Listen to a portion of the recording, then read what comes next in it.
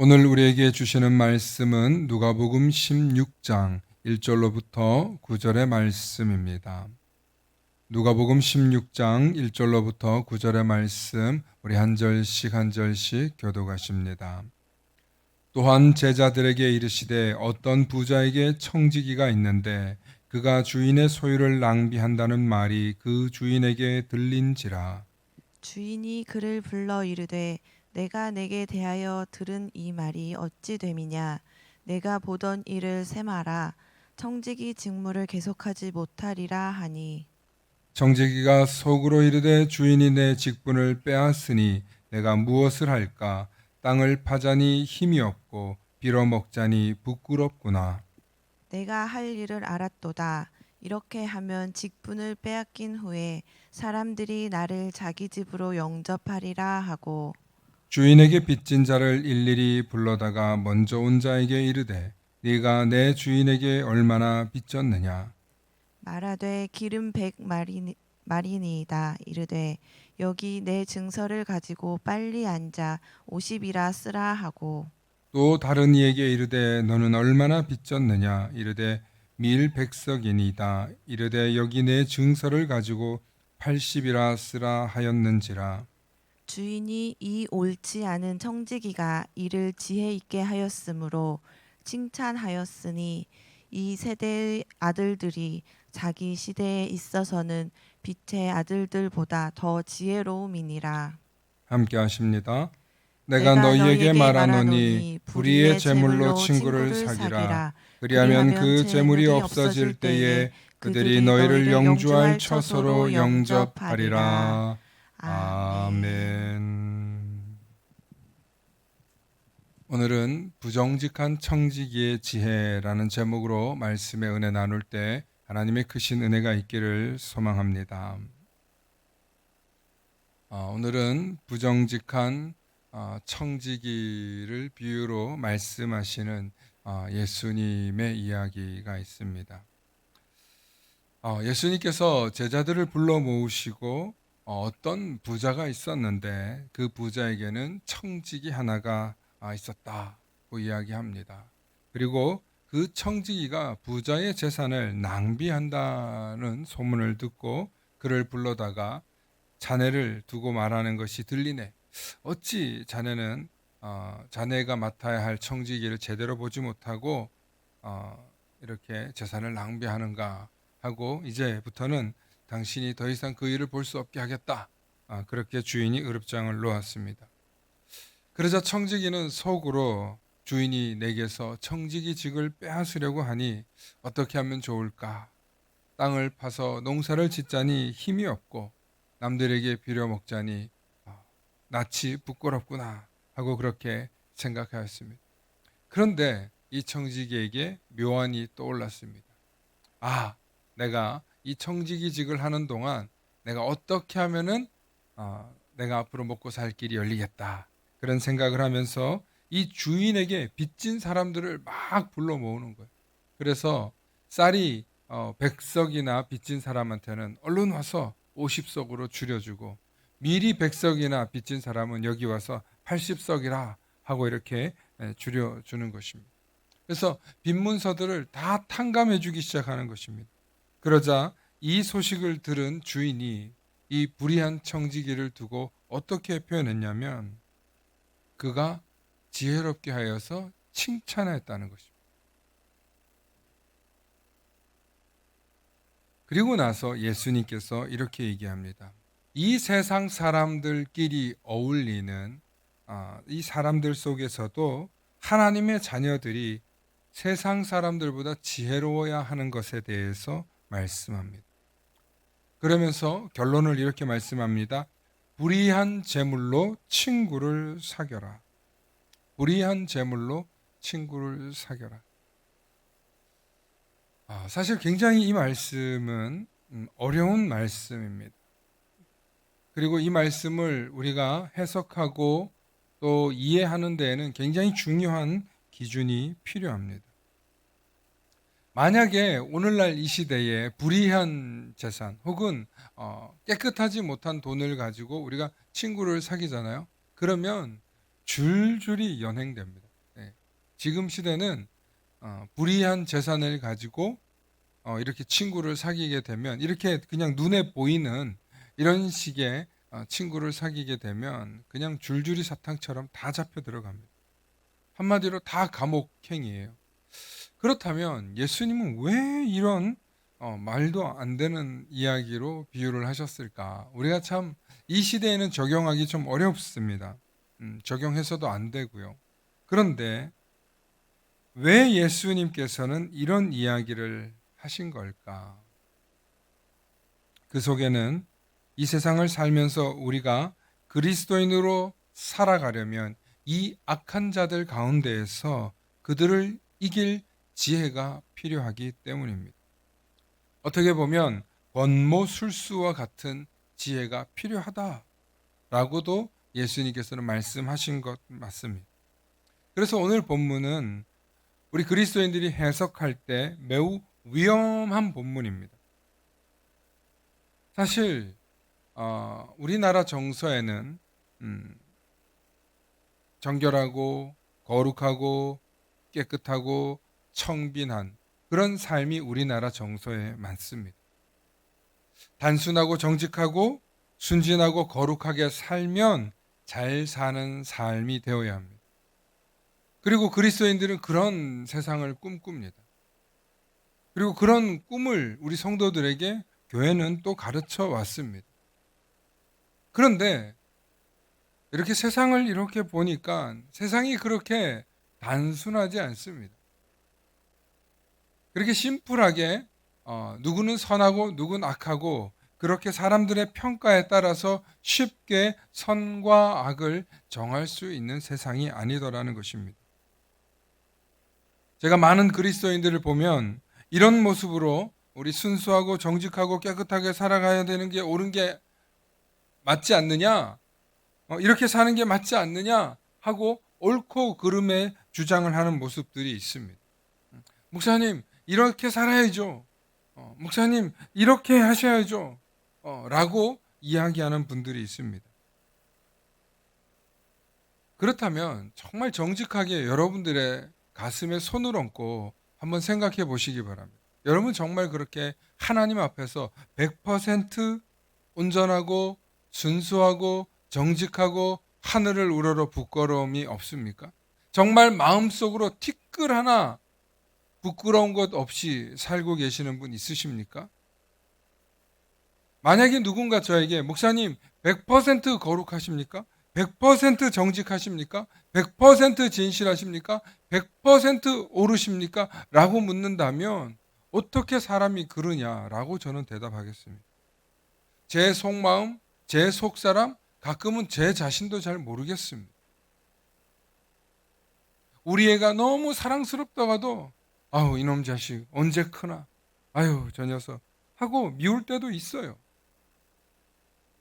여러분 모든 부모님들이 자녀에게 사랑을 베푸는 것 같지만 그렇지 않아요.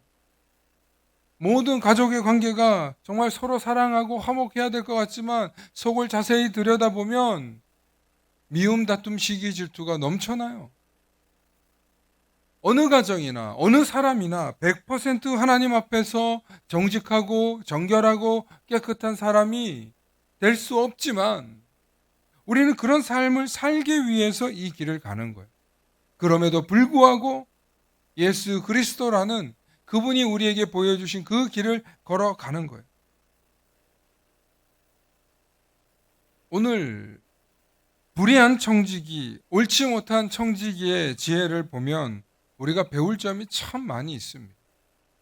왜 예수님께서 이 비유를 우리에게 가르치셨냐면 사실 오늘 불의한 청지기의 핵심 결론은 다음과 같은 말씀이 있습니다. 10절과 13절인데요.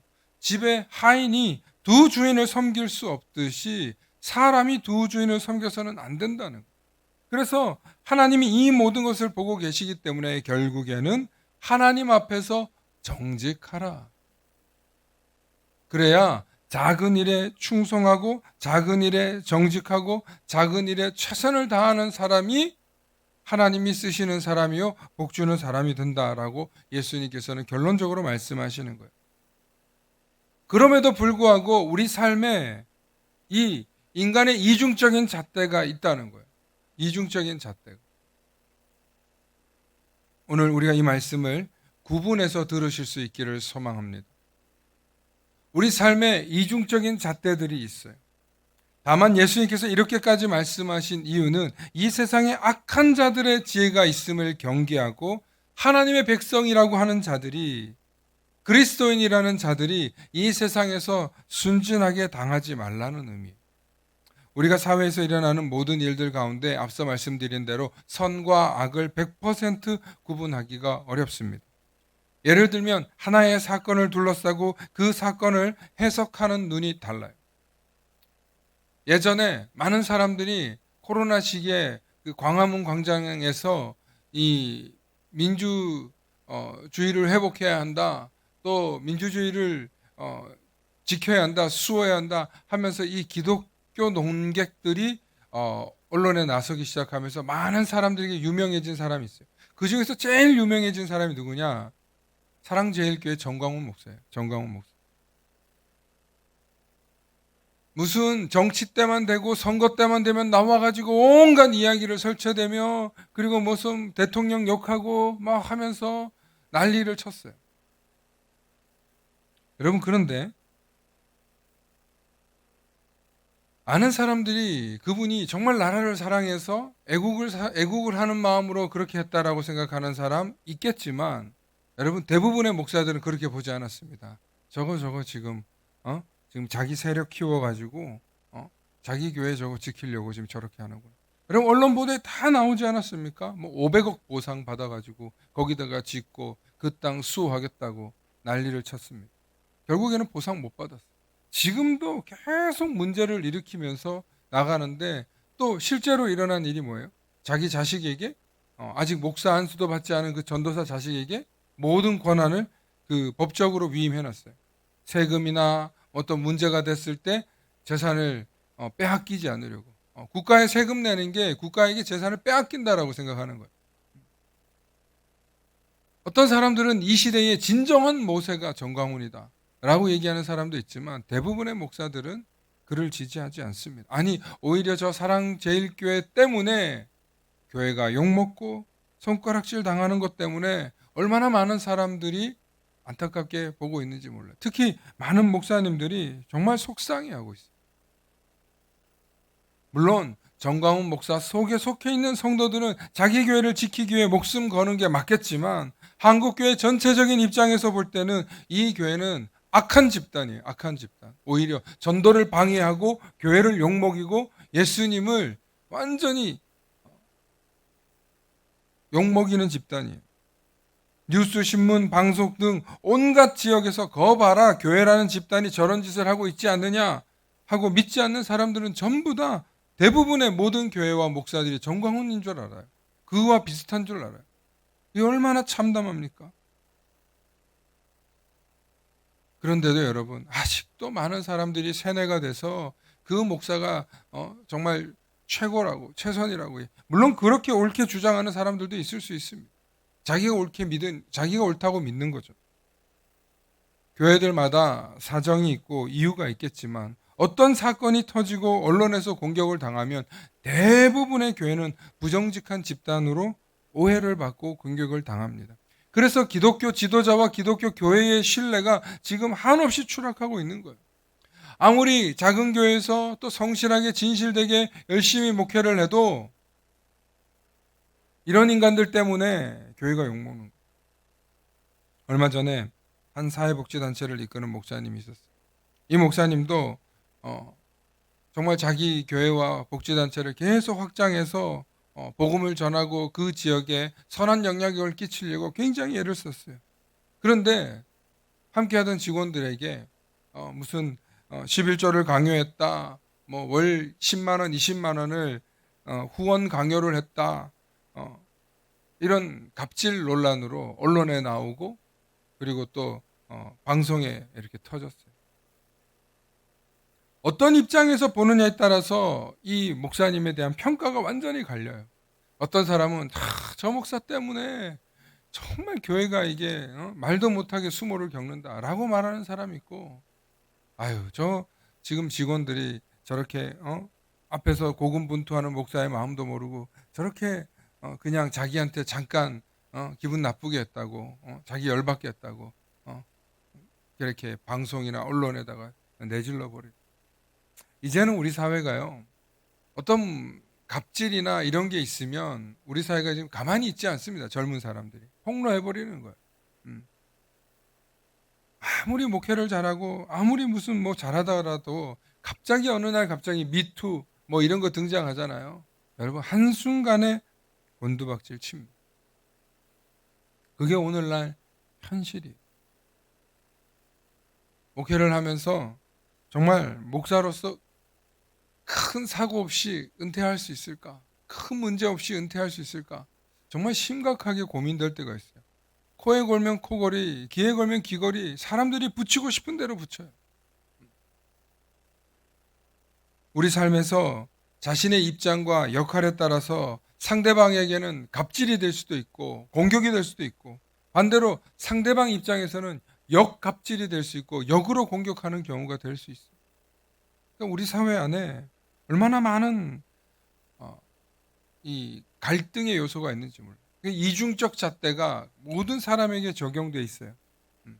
아유, 우리가 가족이니까, 우리가 남이가 하면서 서로 끌어안고 손을 내미는 사람이 있고, 아니, 우리가 서로 친구인 줄 알았는데, 우리가 형제인 줄 알았는데, 어떻게 우리한테 이렇게 하느냐.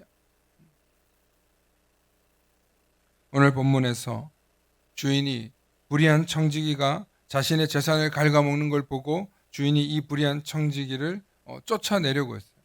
그런데 결국에는 이 불의한 청지기가 주인의 재산을 더 갉아먹으니까 오히려 칭찬하면서 그가 더 이상 그 일을 하지 못하도록 아마 멈춰 세웠을 것입니다. 여기서 주인이 불의한 청지기를 칭찬한 것에 대해서 우리 한번 생각해 보시기 바랍니다. 분명한 건 이 불의한 청지기가 그래 내가 이렇게 해야 앞으로 살 수 있겠구나 하고 주인의 재산을 탕감해 주기 시작합니다. 많은 사람들을 불러다가 너는 밀 100석이면 80으로 줄여라. 쌀 100석이면 50으로 줄여라 하면서 막 줄여주는 거예요. 그렇게 했더니 이 주인이 그 불의한 청지기를 칭찬하지 않습니까? 왜 그랬겠습니까? 분명히 이 주인도 사람들에게 돈을 빌려줄 때 거기에 합당한 아마 이자를 받았을 거예요. 그런데 청지기가 볼 때는 더 많이 받을 수 있도록 만들었을지도 몰라요. 어쩌면 고리 대금업자처럼 많은 것을 착취하고 많은 가난한 사람들의 것을 빼앗는 불의한 주인이었을지도 몰라요.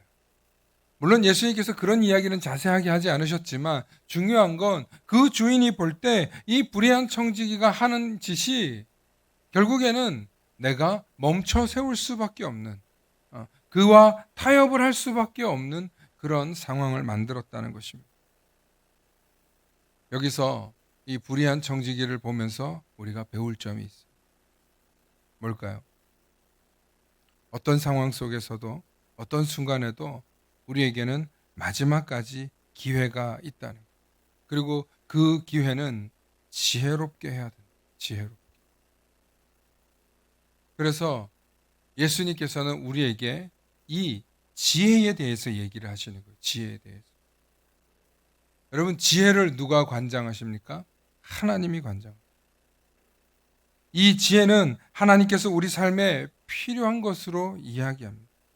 여기서 예수님께서 칭찬하신 이 지혜도 불의한 청지기의 지혜도 마지막까지 지혜로울 수 있는 선택을 하는 지혜를 얘기합니다.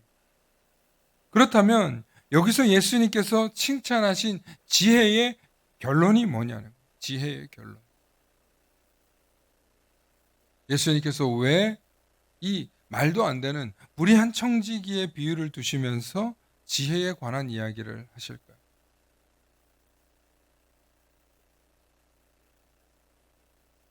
제가 볼 때는 이 지혜의 결론은 우리에게 정말 필요한 이 지혜의 결론은요. 작은 일에 충성하는 거예요. 작은. 내게 주어진 그 역할에 최선을 다하는 거예요.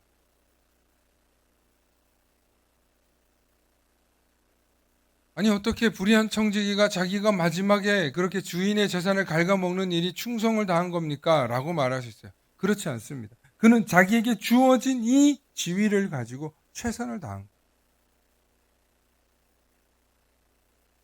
그러니까 악하게 살아라, 악하게 행동해도 된다, 이것을 이야기하는 게 절대 아닙니다. 우리에게 주어진 그 기회에 마지막까지 충성을 다하라, 마지막까지 최선을 다하라는 거예요. 누구에게? 하나님께 그렇게 하라는 거예요.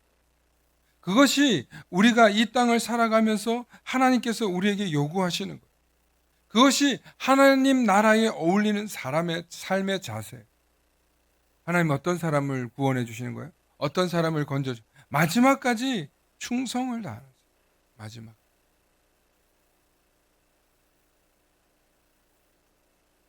여러분 우리가 인간관계를 이렇게 해보잖아요. 그러면 끝까지 의리 있는 사람을 찾기가 어렵습니다. 쟤를 끝까지 믿을 수 있을까? 저 후배를, 저 친구를, 저 선배를 우리가 끝까지 믿을 수 있을까? 여러분 우리가 인간이 살고 있는 이 세상에서 인간관계는요, 가족 간에도 서로 끝까지 믿을 수가 없는 거예요. 여러분 누가 여러분들에게 한 2억짜리 이 가게를 가지고 있는데 계약금을, 여러분들 친척이니까 계약금도 주지 않고 내가 나중에 줄게, 지금 당장 없는데 내가 나중에 줄 테니까 일단 계약하고 내가 나중에 이거 다 합쳐가지고 더 챙겨주겠다고 그렇게 계약 맺자고 하면 여러분들 계약 맺으실 거예요? 그럼 계약을 맺고 나면 이야기가 달라질 수 있는 거예요. 아무리 그 사람이 형제고 친척이라 할지라도 계약서 쓰고 나면 이야기 달라질 수 있는 게 사람이에요. 그래서 우리 그런 말 있지 않습니까? 화장실 들어갈 때 마음 다르고 화장실 나올 때 마음 다르다는 것입니다. 끝까지 충성하는 것. 작은 일에 충성하는 사람이요, 의리 있는 사람입니다. 마지막까지 그 사람과 의리를 지키는 사람. 여러분 그런 사람이 끝까지 충성도 할 수 있는 사람. 그런데 오늘 이 시대를 보면 정말 끝까지 마지막까지 자기 자리에서 충성을 다하고 최선을 다하는 사람을 보기가 어렵다는 거예요. 그런 사람 찾기가 어렵다는 거예요. 저는 이 말씀을 묵상하면서 저에게 적용시켜 봤어요. 하나님, 제가 하나님을 끝까지 잘 섬기고 끝까지 충성할 수 있을까요? 저에게도 불의한 청지기와 같은 정말 그런 끝까지 지혜로울 수 있는 그런 지혜가 있을 수 있을까요? 저에게 한번 적용해 보려고 해요. 마지막까지 끝까지 충성하는 사람은 작은 일에도 충성합니다. 그 작은 일에 충성을 하는 사람에게 하나님은 더 큰 일도 맡기고 또 더 큰 일도 맡기는 거예요. 우리 스스로를 한번 돌아보실 수 있기를 소망합니다. 오늘날 이 시대의 그리스도인들로 살고 있는 많은 분들이 정말 주님께 충성을 다하고 있는지, 아니면 그 반대로 적당히 하고 있는지, 여러분들의 삶을 돌아보시고 정말 마지막까지 적은 일에 충성하셔서 주님께 칭찬받으시고 하나님 나라에 합당한 저와 여러분들 되실 수 있기를 소망합니다. 함께 기도하십니다. 사랑과 은혜가 충만하신 아버지 하나님, 참으로 감사합니다. 오늘도 우리를 부르셔서 하나님의 지혜와 은총을 부어주셨사오니 오늘도 하나님 주시는 그 말씀대로 승리하게 해주시고 그 말씀이 주시는 지혜대로 살아가는 우리들이 다 되게 하여 주시옵소서. 특별히 끝까지 적은 일에 충성을 다하여 하나님 나라의 백성으로 살아가게 해주시고 하나님이 기뻐하시는, 믿고 신뢰할 만한 적은 일에 충성을 다하는 지혜로운 백성들 다 될 수 있도록 은혜 내려 주시옵소서. 깨달을 수 있는 자들에게 깨닫는 지혜를 주시고 우리 삶에 바르게 적용할 수 있는 우리 모두가 되게 하여 주시옵소서. 감사드리며 우리 주 예수 그리스도 이름 받들어 간절히 기도 올려옵나이다. 아멘.